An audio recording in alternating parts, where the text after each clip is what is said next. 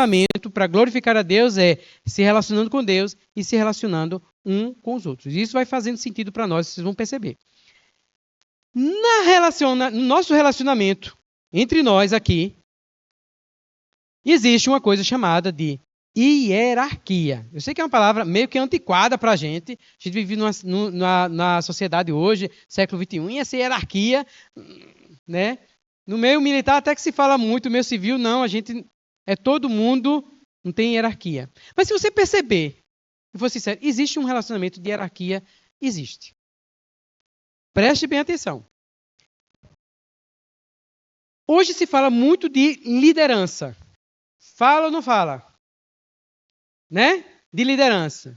Agora, para você liderar, você lidera sozinho se não tem alguém que lhe obedeça? Então, precisa ter uma hierarquia. Em diversos tipos de relacionamento, tem sim uma liderança e tem alguém também para obedecer. Nunca vai haver liderança se não houver alguém que obedeça. Só que a gente não gosta de falar muito dessa palavra obedecer nem submissão, né? Por alguns traumas. Talvez a gente veio de uma geração em que as autoridades elas eram opressoras, né? Mas o fato é, existe sim uma hierarquia nas relações. Vamos começar com alguns relacionamentos que a Bíblia ela explora e fala e dá atenção. Governos e cidadãos. Vamos conversar sobre isso. Vamos também entender o contexto que foi colocado isso aí. Vivia um contexto, o Novo Testamento foi escrito em um contexto de opressão, onde os judeus eles eram oprimidos pelo Império Romano. E era um império que não era nada bom, não era nada tão democrático e tão justo. Era uma opressão. E aí, é interessante que as pessoas esperavam que Jesus viria para ser um guerrilheiro, para ser alguém que iria lutar por uma liberdade desse governo. A ponto que, quando foram perguntar para Pedro assim, por acaso, o teu mestre, ele paga impostos de César? E aí Pedro falou assim, peraí, deixa eu pensar direito. Se Jesus está acima de César, e se ele é Deus que está aqui na terra, claro que ele não vai pagar imposto para César. E aí ele caiu na besteira. E aí Jesus falou para ele, disse o que para ele? Dá a César o que é de César e dá a Deus o que é de Deus. Então, mesmo vivendo debaixo de um governo opressor, o ensinamento que Jesus deu para os seus discípulos era algo superior a essa opressão. Por exemplo, teve uma situação que Jesus falou assim para os discípulos. Se alguém pedir para você andar 1 milha, você vai andar quanto? 2. Sabe o que era isso? Era o seguinte, tinha os soldados do Império Romano. Se ele encontrasse qualquer pessoa na rua, por obrigação, se ele dissesse, leva esse peso aqui, ande 1 milha. Pelo menos 1 milha você tinha a obrigação, pela lei, de levar. Então você não estava fazendo nada que mais sua obrigação. Então você está caminhando ali feliz da vida, o soldado vê você, ande 1 milha com tal peso. Você ia fazer com felicidade ou com muita raiva ali, aquela submissão com raiva. Jesus sabe o que Jesus ensinou? Se eles pedirem para andar 1 milha, você vai fazer o quê? Andar 2 milhas. Por quê? Você está dizendo que você está acima desse império. Você, de maneira grata, você vai andar 2 milhas e com felicidade. Porque você é uma nova criatura. É esse evangelho desafiador de reconciliação que Deus vem trazer para a gente. Para você ser um ministro da reconciliação e de você levar as boas novas. Porque quando as pessoas verem a tua boa obra, elas vão dizer que glória a Deus. Porque para uma pessoa fazer isso só sendo filho de Deus. E olhe, sabe o que aconteceu com esse evangelhozinho? Eu estou falando esse evangelhozinho porque para alguns pode ser besteira. Mas esse grande evangelho, ele derrubou esse império romano. Ele revolucionou. Porque esse evangelho, essa transformação, viver essa nova criação, viver essa de maneira reconciliatória, ela tem o poder de transformar a sociedade, de transformar a sua família, de transformar muita outra coisa. E aí, não só Jesus falou sobre isso, mas Paulo em Romanos capítulo 13, ele fala assim, olha, identifique que toda autoridade, ela tem uma finalidade. A autoridade ela é dada para o bem da humanidade. Então, os governos, eles têm a finalidade do bem de trazer o bem. E o seu papel, o nosso papel como cidadão, é se submeter. É dar a César o que é de César, pagar nossos impostos, fazer o que é devido a nós. Porque na concepção de Deus, e o que Paulo está falando também aqui é o seguinte: governo, liderança, ela tem uma finalidade. Não é para oprimir as pessoas, mas é para o bem do outro. A liderança que é dada, ela é para servir. É uma liderança que serve. E a submissão que Deus encoraja e ensina a gente é uma submissão com alegria, não com reclamação. E aí, eu e você, a gente precisa perceber qual é o nosso papel. Nosso papel é de liderar ou de submeter. Não diga que todo tempo você deve se submeter. Não, eu vou explicar por quê. Porque tem momentos na sua história, na sua vida, que o seu papel é de liderar. E como líder, você precisa ter a consciência disso. Que é para abençoar outras pessoas com a sua liderança. É para ser uma liderança que serve ao outro. Todos nós, em algum momento, nós temos um papel de liderança. Use essa sua liderança para servir o outro, para glorificar a Deus. Não com aquele sentimento assim, agora é minha vez. Agora vai ver. Não faça isso, não. Tem uma frase que fala assim, dê poder para alguém, você vai ver quem a pessoa é.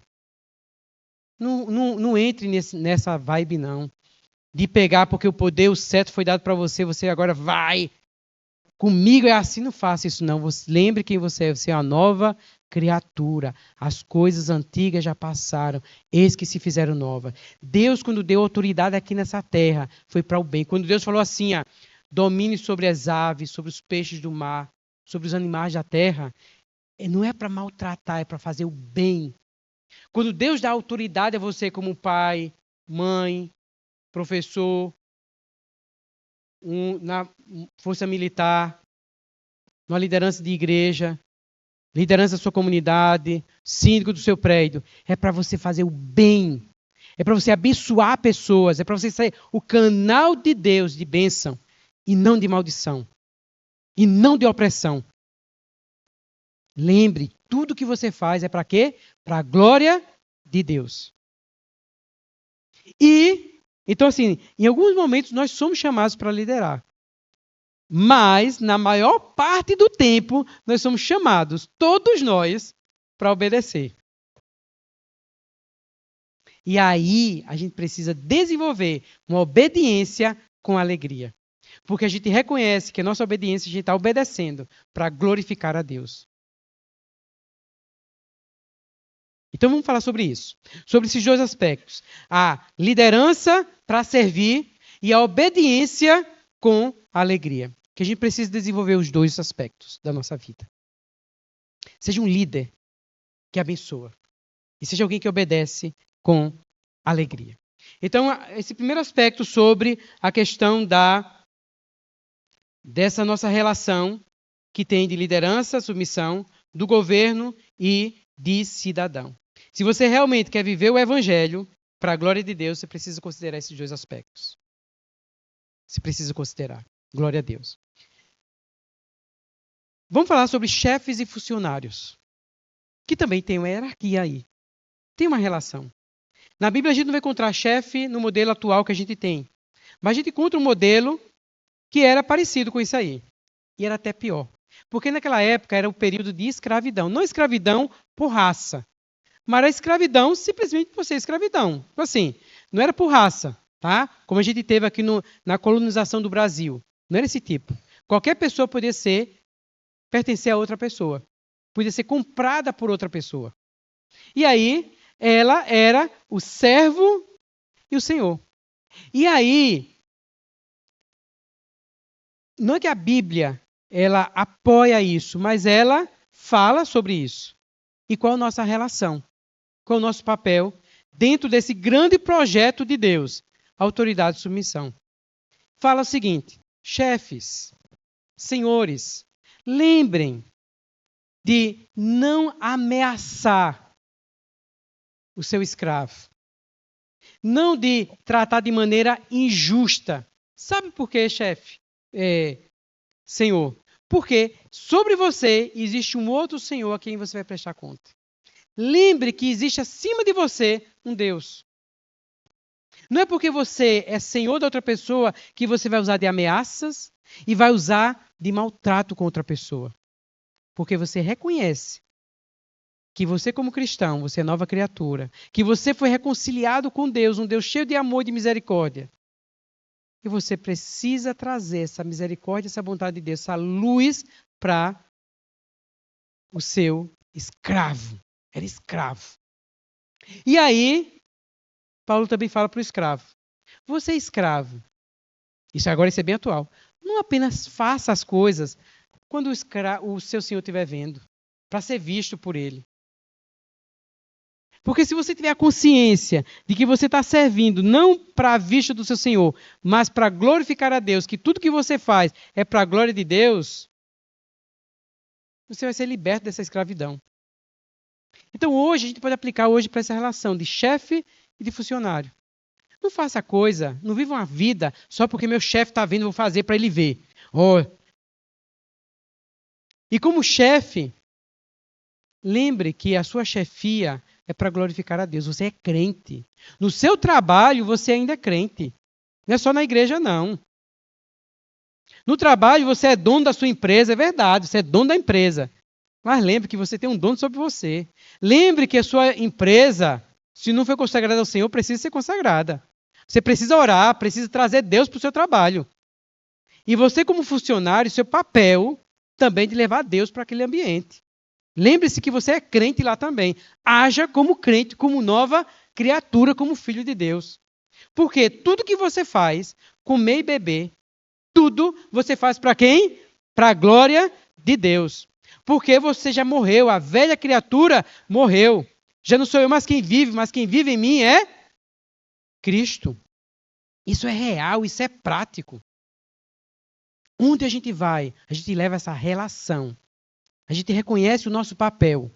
O meu papel é de liderança, o meu papel é de obedecer. Se é líder, eu dou o meu melhor para ser um líder que abençoa. Se é de obedecer, eu obedeço com alegria, até mesmo muito mais, para dar glória a Deus. Estou pedindo 1 milha, eu vou dar 2 milhas. Pode até chamar que no trabalho, vamos dizer assim, tu és bajulador. Não é sobre bajulação, é sobre honrar o meu Deus. Glorificar o meu Deus. Gente, isso é revolucionário. Se você vivenciar isso, as pessoas vão querer saber mais da tua fé. É pregar evangelho, é viver o evangelho. Muito mais que palavras. Então a gente tem essa relação de governo e cidadão, a relação de chefe e funcionário. A gente também tem relação de pastores e congregação. Tudo está na Bíblia. Eu quero ler para vocês. Hebreus 13. Né? Porque por muito tempo a gente diz, não tem pastor na igreja. Na igreja, na nossa casa, tem pastor. Né? E a gente trata bem. Hebreus, capítulo 13, fala assim, versículo 7. 13, 7. Lembrem-se dos seus líderes, os quais pregaram a palavra de Deus a vocês. E considerando atentamente a fim da vida deles, e considerando atentamente o fim da vida deles, imitem a fé que tiveram. Aí, mais adiante, fala o versículo 17. Obedeçam aos seus líderes e sejam submissos a eles, pois zelam pela alma de vocês como quem deve prestar contas.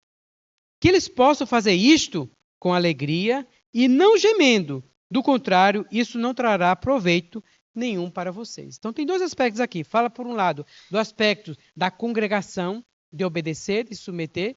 E, por outro lado, também fala do aspecto do líder, para ele fazer isso com alegria. Aí, lá em 1 Pedro, capítulo 5.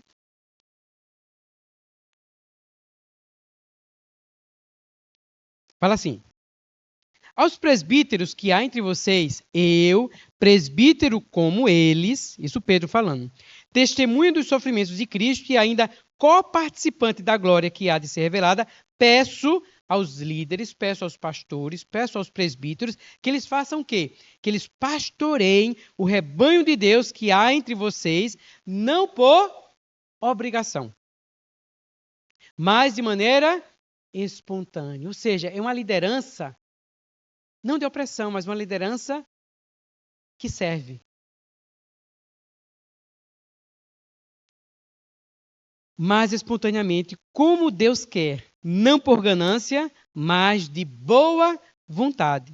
Não como dominadores dos rebanhos que lhes foram confiados, mas sendo exemplo para o rebanho. Ou seja, tudo isso que a gente está vendo aqui, esses relacionamentos que a gente falou, repetindo, relacionamento de governo e cidadão, de chefe e funcionário, de pastor e congregação, é um relacionamento de há uma liderança, mas uma liderança que serve, que procura o bem do outro, para o serviço do outro, para o crescimento do outro. E, por outro lado, nesse relacionamento, a questão da obediência, da submissão, vou repetir outra vez, é uma submissão de alegria, de boa vontade. Eu sei que a gente às vezes fica assim, a gente que está na posição de obedecer, que a gente pode dizer assim, na situação mais frágil, a gente sempre bota uma condição. Não, eu vou obedecer se ele for bonzinho comigo. Se não for bom, eu não obedeço. Bem, a Bíblia não ensina assim. Eu sou mais a favor da Bíblia. Eu, com respeito sua opinião, não vou nem discutir com você. Eu fico caladinho. Você fica dizendo para mim, eu fico caladinho. Eu até fico de lagartixa, assim, balançando a cabeça. Mas a Bíblia, ela deixa bem claro. No Império Romano, é muito sofrimento. Eu estou caminhando aqui com a minha família e o camarada chega e pede para mim eu caminhar 1 milha. E Jesus me ensina a caminhar 2 milhas. De maneira alegre. O Império Romano está me oprimindo. Aí vem um apóstolo, Paulo, e diz assim: obedeça. Ore por eles. Eu vou obedecer também a Bíblia. Respeite sua opinião. Não vou brigar com você. Se você continue do seu jeitinho que você quer, mas eu creio que obedecer a Bíblia com alegria, seguir isso aí, é bênção para mim. E é aquele princípio assim: já não sou eu mais quem vive, mas quem vive é Cristo. Claro. Não estou ensinando aqui o extremismo de obediência cega, no sentido que coloca em risco a sua vida e que vai contra os princípios de Deus. Tá? Só esclarecendo. Porque é o seguinte: quem é a autoridade máxima acima de todas as autoridades? Deus. E quando essas autoridades ela vai colocar você contra a autoridade de Deus, a gente tem o exemplo de Sadraque e Abednego. Eles falaram: não. Pode até me coloquem, me mate, coloque na Daniel também, me coloque na cova dos leões, quiser me colocar, eu até me obedeço. Pode me colocar, como a gente viu vários mártires. Tudo bem, quiser, pode me colocar, pacificamente eu vou, me entrego, mas eu não posso ir contra o meu Deus. Eu prefiro obedecer ao meu Deus, mesmo que isso cause dano para mim, porque eu creio. Seguir a Deus é bênção. E Deus, quando ele fala assim, ande 2 milhas, meu filho, ele sabe. Porque eu só vejo 1 milha. O que eu vejo é a raiva desse soldado me obrigando a andar 1 milha. Ô raiva! Mas Deus me faz ver além. E eu prefiro seguir os caminhos de Deus, que é doloroso, que é fazer-me morrer. Mas eu creio que eu sou uma nova criatura. E que eu creio também que Deus me chamou para essa reconciliação e para levar esse evangelho de reconciliação para as outras pessoas. Então essa é a mensagem que Deus está falando para você hoje. É com você, tá? Não brigue comigo. Sou apenas um embaixador de Deus, mas que eu assumo aqui o que eu estou falando também, porque eu creio nisso aqui. Então a gente tem essa relação, governo cidadão, chefe funcionário, pastores, congregação e também maridos e esposa. Opa! Aí mexe com a gente. Porque a gente está vivendo numa sociedade também, bem diferente também. Mas a Bíblia também ensina pra gente. Marido exerça seu papel de liderança. E qual é o papel de liderança como homens? De amar a esposa, ou seja, de um serviço, de uma liderança que serve. Não a liderança de oprimir o outro. De agora eu estou com o cajado aqui é meu, finalmente, né? Não é esse princípio, não. A Bíblia deixa bem claro. Porque a Bíblia também fala para a gente marido, para a gente macho. Diz assim, ó, eu também estou acima de você, meu amigo. Você vai prestar conta comigo. Tá pensando o quê? Então Deus também coloca a gente também. Né? Então a gente obedece àquele. Né? E aí, por outro lado, também fala para as esposas de obedecer, de submeter. E é esse mesmo princípio que está falando em Efésios. É uma liderança para o bem do outro. E uma submissão com alegria e com prazer. Porque isso representa o trato que Cristo faz para a gente e o trato da esposa como a igreja para com Cristo. Então a gente, nas nossas relações, a gente tem um papel importantíssimo de glorificar a Deus. De trazer para essa terra, minha gente, equilíbrio e referência. Para a gente trazer luz, para as pessoas verem as nossas boas obras e darem glória a Deus. Veja quantas coisas Deus dá para você e você não percebe que a sua vida, na vida ordinária, você tem oportunidade de glorificar a Deus. Glorificar a Deus como cidadão ou como uma posição de governância que Deus lhe deu. Você tem a oportunidade de glorificar a Deus ou como funcionário ou como chefe. Você tem a oportunidade de glorificar a Deus como congregação ou como liderança na congregação, ou liderança pastoral, liderança de pequeno grupo, liderança de jovem, liderança disso, aquilo. Ou você é aquele irmão, agora eu sou líder aqui eu sou o líder da cozinha, não, o jeito é do que eu faço. Você está na liderança, porque assim, às vezes Deus dá um pequeno reinozinho para você governar, você sai de perto. Gente. Deus às vezes confia em você um pouquinho. Você se desequilibra. Você. Não, é meu jeito. Assim. É oportunidade de glorificar a Deus nas pequenas coisas. Aí no casamento também é oportunidade da gente glorificar a Deus. De as pessoas olharem e dizer assim, gente, veja o que Deus está fazendo nesse casal aí. É Deus. A gente é crente. A gente foi reconciliado quando a gente que era pecador para fazer essa revolução nessa terra. Outro relacionamento, pais e filhos. Eu sei que muitos de nós aqui, e eu me incluo também, a gente teve uma paternidade, a gente teve uma relação com os nossos pais diferente do que hoje a gente tem uma compreensão mais madura, mais crescida de relacionamento. Mas a gente também tem um Pai do céu que nos qualifica e nos habilita a ter um bom relacionamento de pais e filhos. Mãe, pai. Aproveite esse dom, essa dádiva que Deus deu para você glorificar a Deus. Considere diante do Senhor, Senhor, o que é que está errado no meu relacionamento com os meus filhos? O que é que está me faltando? O que é que eu não tenho te honrado? Porque eu quero te glorificar.